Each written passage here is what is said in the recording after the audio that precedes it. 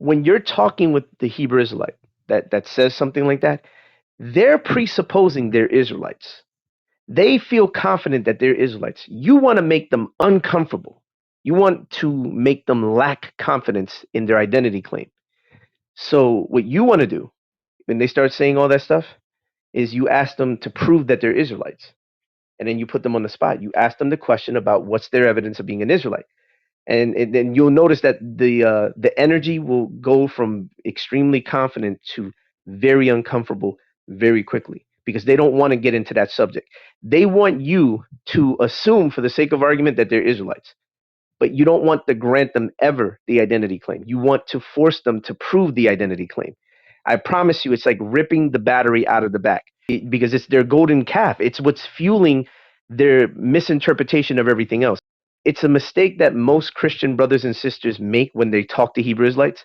They'll grant them the identity claim so they can get to everything else, the gospel, Jesus, his divinity, salvation. Yeah, and that's actually what was ironic was that I was committing that fallacy of what you just said. I was kind of granting them that.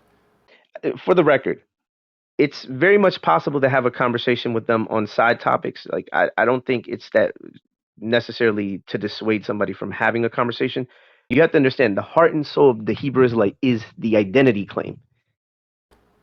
That's why I always tell Christian brothers and sisters, attack the identity claim directly. Don't be afraid. It's not getting into endless genealogies because their doctrine is centered on that. There's no way that you can engage them and ignore the identity claim. You can't just say, "Well, you ain't no Israelite. You just," and you don't want to go into the conversation saying things like, "You're just a Hamite," or because then you're making presumptions about their identity. You're making an assertion, and then the burden of proof lies on you to have to demonstrate that, and that's going to be virtually impossible if you know nothing about their lineage, right? However, what you want to do is, since they're making a claim, the burden of proof lies on them to demonstrate their claim. So you want to put them on the spot, have them demonstrate their claim so they can begin to see the faultiness behind where they're deriving this identity claim from. Is it being drawn from somewhere logical, or is it being drawn from an emotional argument that perhaps it falls apart and is clumsily put together? You understand?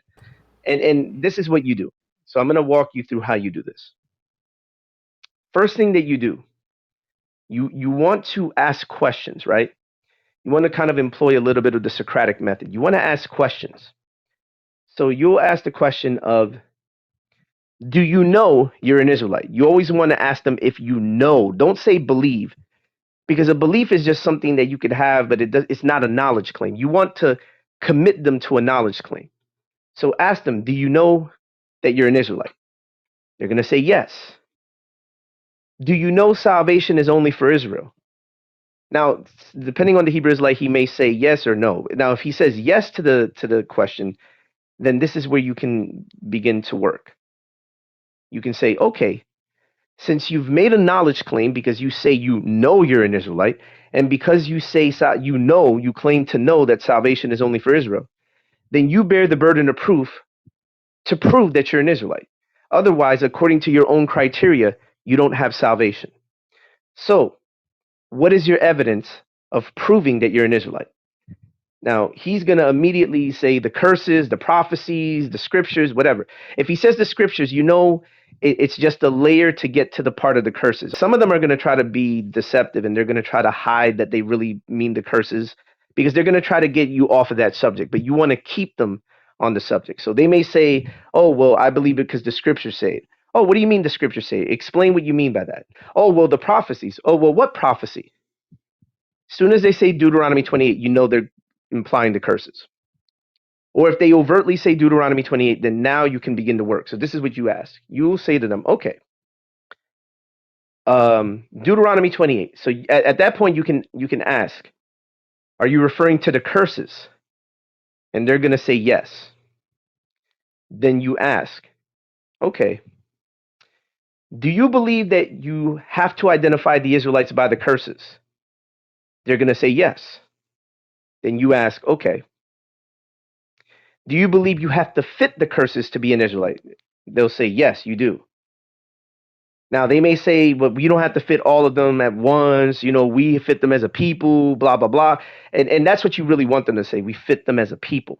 So then you can begin to ask, okay, are you African American by a chance, or are you Jamaican, or Dominican?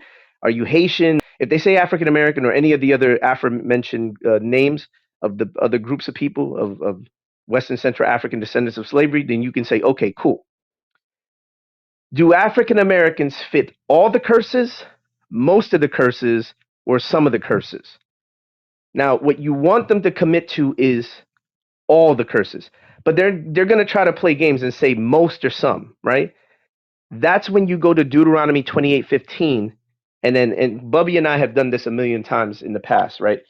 All you do is take them to Deuteronomy 28:15, and this is what's going to happen. You go to verse 15, and it's going to read as follows. But if you will not obey the voice of the Lord your God, or be careful to do all his commandments and his statutes that I command you today, then all these curses shall come upon you and overtake you. Now they have to commit to all, right?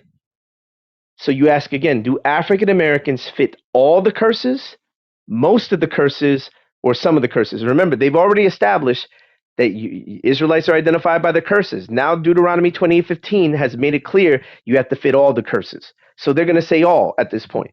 You read the following.